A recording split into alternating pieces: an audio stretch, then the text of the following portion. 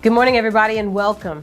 I'm Carlette Christmas, and this is On Point Talk, the official OPT network. Our website, www.onpointtalk.com. Remember, go to our YouTube channel, type in On Point Talk TV with Carlette Christmas. Remember to like, subscribe, and share with your tribe. You can also join us for On Point Talk Radio Monday through Friday from 7 a.m. to 9 a.m. on KAYT FM 88.1.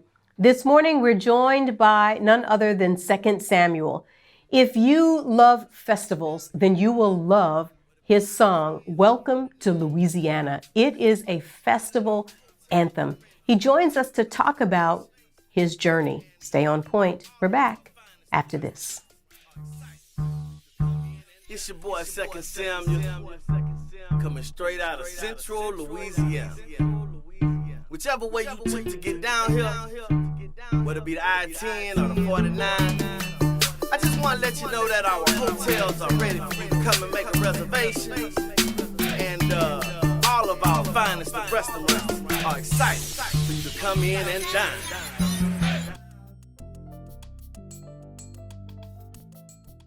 Welcome back, everybody, to the OPT Network. Yet another incredible story that comes right out of Louisiana.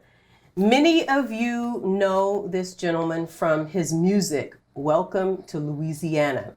Well, this morning we are profiling 2 Samuel and his worldly travels, his poetry, and really what makes him continue to have a heart for this state of Louisiana. 2 Samuel, good morning and welcome. And good morning to you, Miss Carlette. You are just so intriguing. Really? Yes, indeed. So take me back to when you became a poet, or when you knew that words were within. Well, it was before high school, with a friend of mine that I was dating her friend, and we were on the phone most of the time. And so back then, you were limited to your amount of time that you could talk on the phone. Yeah, there were no unlimited minutes, no. I don't even think it was called waiting. I don't even think it was called. No. You had to dial star 69 back then. Right. Yeah. So I would be on the phone with her, and she was having hard times because she wasn't living with her mom. She was living with her foster mom, and they was kind of treating her like the black sheep of the family. So she wasn't really enjoying life a lot, and I wanted to cheer up and tell her about the good things that I know about her and how I didn't want her to leave. She was a good friend. Mm-hmm. You didn't want her to take her life. No, she was a really good friend. So when did you get the idea that maybe you'd write something to her? Well, after letters got boring and I couldn't talk to her on the phone, I started writing poems, because it keeps the interest, and you could say more in less words. So I started writing poems. More in less words. Yeah, you could say more using less words. Uh-huh. And she loved them. It encouraged her, motivated her. She stopped talking about killing herself. I would start drawing pictures with it just to make it a little bit more interesting, but it was the words. And to this day, I know she still, she remembers it.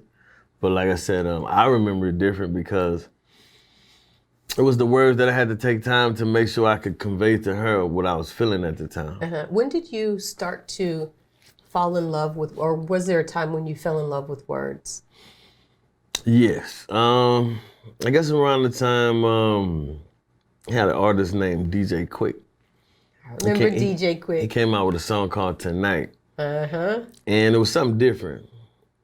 The way he put the words was something I haven't heard before. And I was young. Uh-huh. And then feeling fancy free. I say, put on my Curious. Yeah. And just the way he flowed with it was different. Uh-huh. You could tell it was poetic. He took time with it. It was poetry, but it just had a certain type of flow. Uh-huh. What did that flow do to you? What did those words? How did they affect you? It made me feel like I just jumped in the shower. Like I felt fresh. I felt like, wow. Or it kind of felt like my first time in the ocean. Like I didn't know it was gonna feel like this, you know. I wasn't thinking about it at the time, but I just felt different. I felt like, okay, I didn't know we could do this. I guess it was kind of like when you do gymnastics and you don't go to gym school or anything, but you just do it out in the yard. You just have a natural gift for it. you see somebody do a certain flip that you didn't know. It's like, wow, what? I didn't know we could do that. And that's how it felt to me when I heard it. And so a lot of people don't know that you are an ex-veteran and that you... Navy, go Navy. Yes, that you were in the Navy for well over a decade, and you traveled the world. And when you traveled the world, what were you taking in, and how were you writing about those things?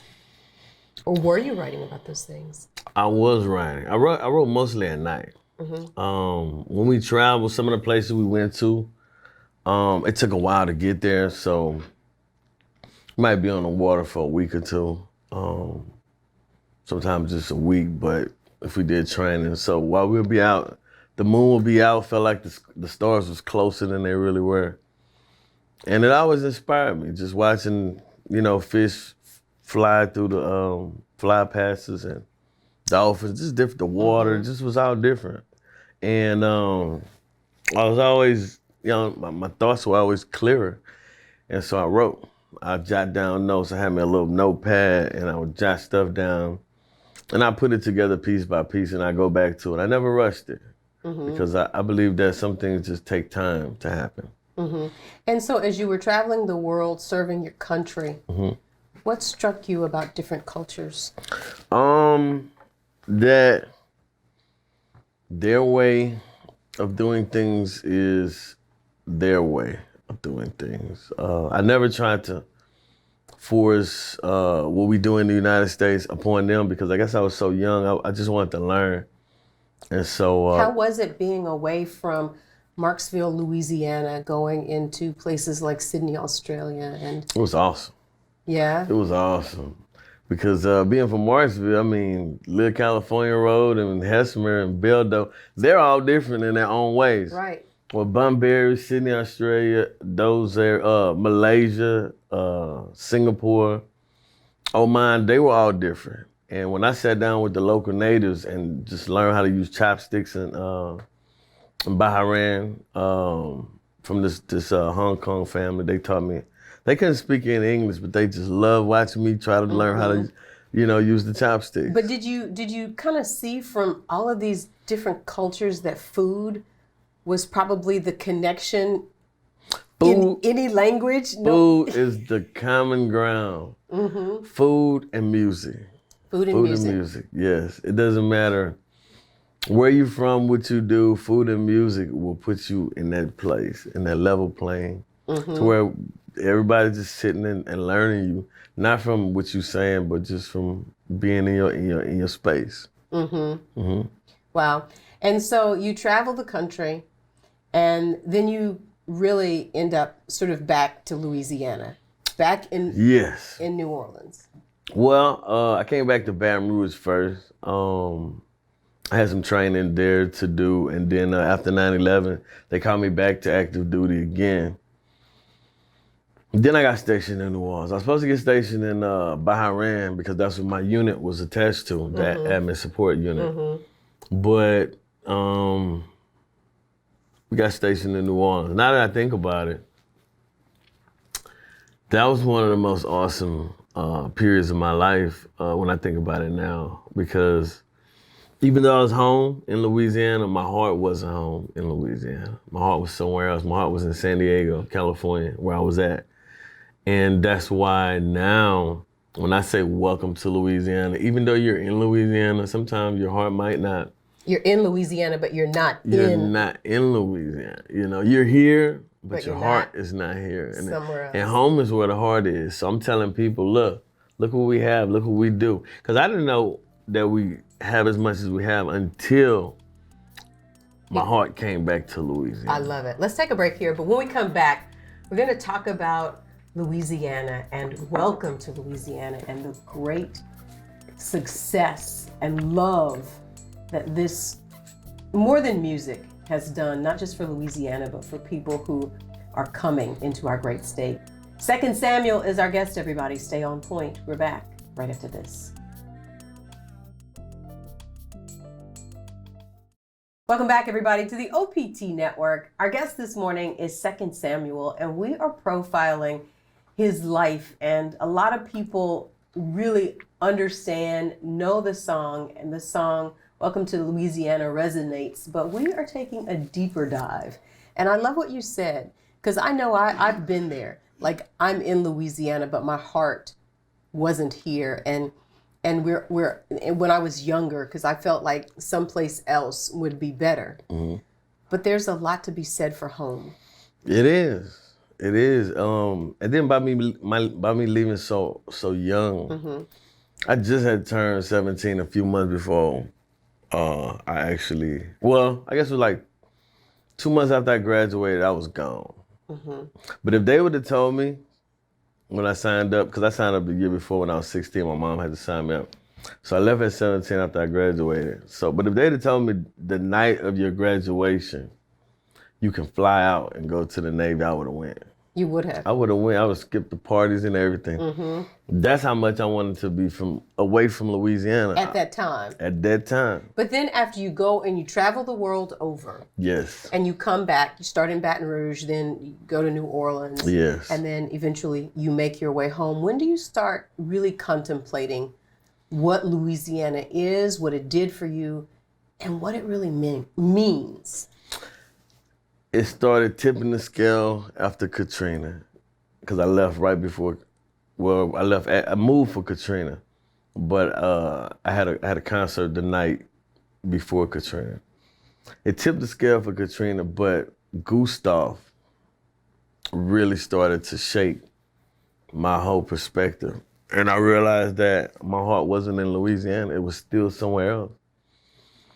That's when I started to really start just paying attention.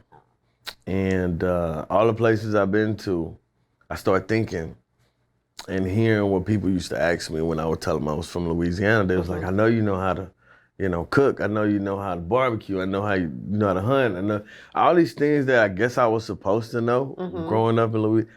I didn't know. And hearing it so many hundreds of times, you're like, well, you know what? What did I miss about my own culture? Let me go see about learning how to hunt, learning how to do things that I didn't know how to do. And in doing that, I started running into what we were about, Sportsman's paradise. Sportsman's paradise. How much time we take, money we spend hunting. Fishing. Deer hunting, taking care of cattle, our commodities. I didn't know. And by me being a veteran, I had the type of trouble to where I was still connected, I guess mentally, emotionally, to the military, to the camaraderie of being with a group of people that got your back. They don't have to like you, but they got your back because you not surviving, if they don't have your back, it's gonna affect them too. Right. So they're gonna have your back, and if you let them have your back, they'll get to know you, and then y'all will be just linked. And that was what I was used to. I didn't know I was used to it, but it was tugging. So me writing and doing a song was like my therapy. Really? As a veteran. So when did you birth Welcome to Louisiana? I hear that question so many times. Do you? When did you birth it? How did it come about? When did I birth it? Well, not in those words. Those words were kind of different. I was searching, just like I do. What were you searching for, do you think? I was searching for the right way. Like, I used to write those letters to describe Louisiana, the girl, and to encourage her to live. I was trying to find the words in a song to encourage people that's in Louisiana. Don't really leave. Live. Don't leave. Yeah. Or stay or come back. Even the ones that were here. Even though they were here, they wasn't here. So I'm like, come back. Look what we have. And then my friends that were in the military that want to come visit, I wanted to give them something to understand what we have going on. Not only that, certain places that are close to each other, a couple of parishes over, they don't know what the other parishes have. So as I'm searching and searching, I might have wrote 6 or 7 songs, recording them and everything. Really? I still didn't feel that I still didn't feel that freshness. I still didn't feel like it was it. And so I left the studio and I went sit at the kitchen table and I sat down. I still felt something oozing out of me, so I started writing, and that's when it came. That's when it came. That's when it felt good. Uh-huh. Yeah. Did it just start did the words just like start to flow out, and like you were just the penman, you were just writing them as they sort of... Yes, it was. I guess those other songs I wrote prior to it was priming what was happening, and it started flowing, and it felt good. That's why I knew it was it. I knew that was the one. You knew that was the one. I knew that they would be able to understand me and what I was saying and what we have through that song. I knew then. Tell me about the key. The key is That's a big key. the key to the town of Mansur, Louisiana. Mayor Kenneth Pickett Sr. and his wife, Miss Pickett, First Lady. They gave me the keys to the city. They awarded me proclamation, keys to the city, for promoting the Couchon de Lait Festival. Because like I said, I'm learning so much about the different festivals, and I'm sharing it. Because the generation that's coming up now, they don't know what the festivals mean. They don't know the meaning behind it. They think it's just a fair or just a carnival. But each one of them has, a lot of meaning, and all of it has to do with Louisiana. History. A lot of history, cultural history, stuff that's worth passing on. Some places pass it on better than others, but like Cameron, Louisiana, they pass it on so awesome. They do. They start with the kids. They got them duck calling and everything. Yeah. So have you made it your business to try to get to every one of these festivals, or as many as you could? Well, 64 parishes in Louisiana. It seems like a lot, but it's not. And sometimes it doesn't seem like a lot, but it is. So. And each has its own way of doing things. Expression. Yes. And they do it in the festival. Because in the festival, you bring your family, your friend, you invite your friends, and you have fun. We have more festivals than days in the year. Do we? So we have a lot of fun. Yeah, some places they have might be 6 festivals going on at the same time on the same weekend, but in different parts of Louisiana.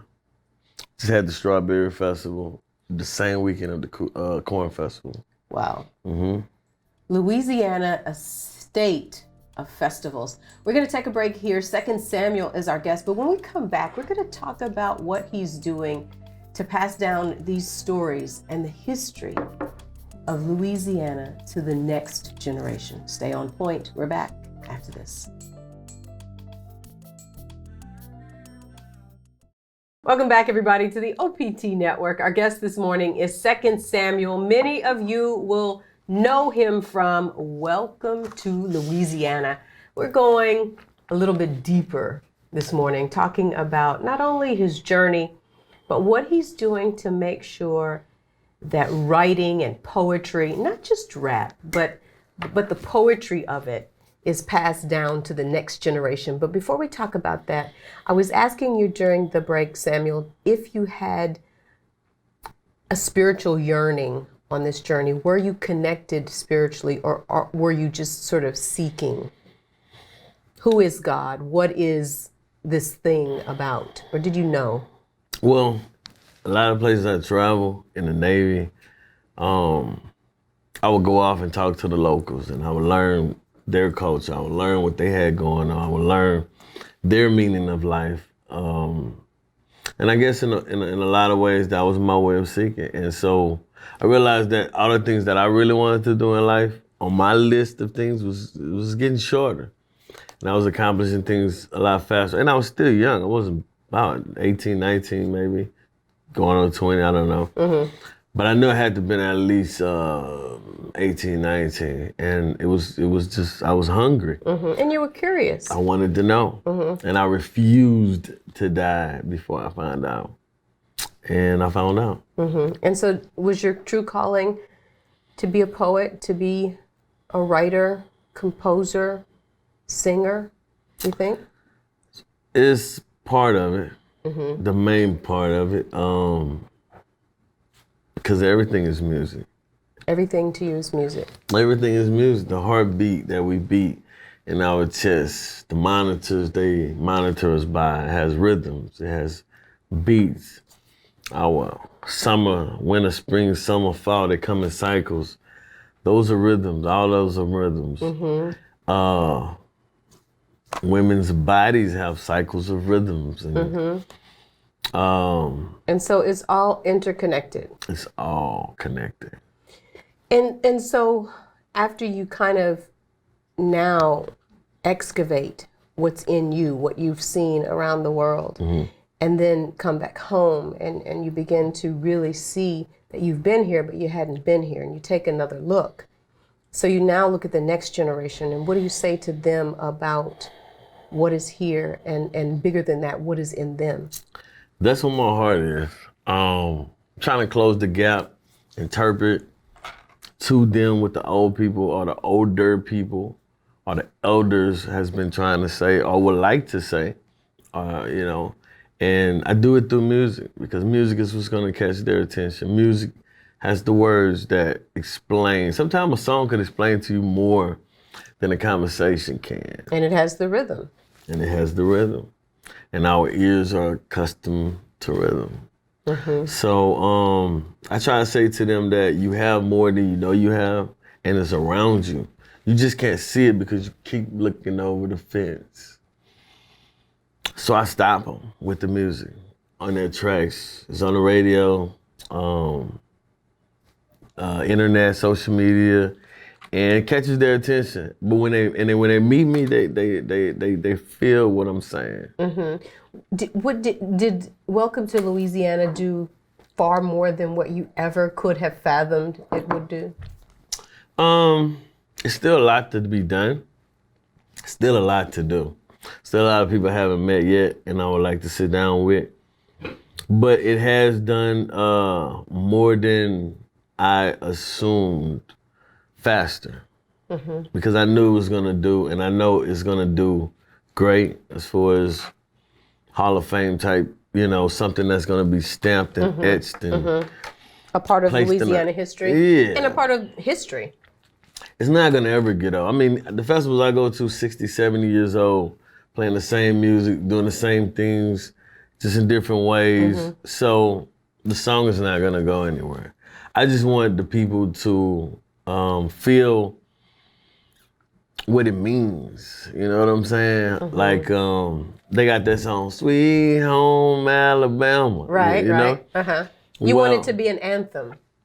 It's gonna be an anthem. Some people say it's an anthem now, but I want them to. Some people say they just feel so proud of living where they live, because I let them know whether you're from a small town, small village, small city, or a big town, or a big city. You know, it still all connects and makes the boot. It makes Louisiana. It makes the boot. We need all of it to be Louisiana, and to be proud of what we have, but at the same time learn, so you could pass it on whenever you travel. So when somebody asks them, do you know how? What does that mean when y'all say this? We can know, you know, we can know. And so what's next for Second Samuel? What do you hope for next? For the most part, to put it into the visual movie, another perspective. You'd like to see a movie made of it? Yeah, we've been playing with a script for the last couple weeks, and it's not gonna be. Well, I'm not gonna give it away, but it's gonna give another perspective of what I've been saying, what I've been doing. So when you talk to young people and the people that you meet, and you look at the word possibility, and out of all the places that you've gone and all the things that you've written Welcome to Louisiana, and it's just really been so big. What does that say, and how does that speak to others' possibility? That no matter where you're from, you could do whatever you put your mind to do. If you really put your mind to do it and know why you're doing it and do it for the right reasons and in the right spirit, and it will happen. It don't matter where you're from. You just gotta really want to do it bad enough, and it's gonna happen. the whole universe will shift to make it happen if you want it bad enough. I believe that. I believe I see it all the time. I see it. 2 Samuel, thank you so much. Thank you for having me. It's a blessed show. Well, we received that. We can't wait to see what's next for you. I appreciate it. I Indeed. appreciate it. 2 Samuel, the song, Welcome to Louisiana. Hey, everybody, stay on point. We're back after this. Welcome back, everybody, to the OPT Network. This is my final point, on point, today. You know, if you haven't heard 2 Samuel's Welcome to Louisiana, I don't know where you've been, but what it's a culmination of is his life experiences and the experiences that many of us have had living in Louisiana. But I love the piece when he talked about being in the military and traveling to all these exotic places and really getting a taste for their culture and having a heart for food and for cultures and for people, but not necessarily understanding and loving and appreciating his own culture. And I think that's true of most of us. When we're growing up, we take so many things for granted. But as we start to get seasoned in life, if you will, and get a little bit older, we just understand how incredible Louisiana is and all that it offers to each of us. If we'll just reach out and touch it. You know, oftentimes we say there's nothing to do in Louisiana, but all of these festivals that 2 Samuel talks about and raps about all have their own identities. And each and every year, people come together at the same time, at the same place, to celebrate what that city is known for. And sometimes we just take that for granted. But even bigger than that, I love 2 Samuel's love for music and lyrics and words. And he kept on and he kept on until he birthed Welcome to Louisiana.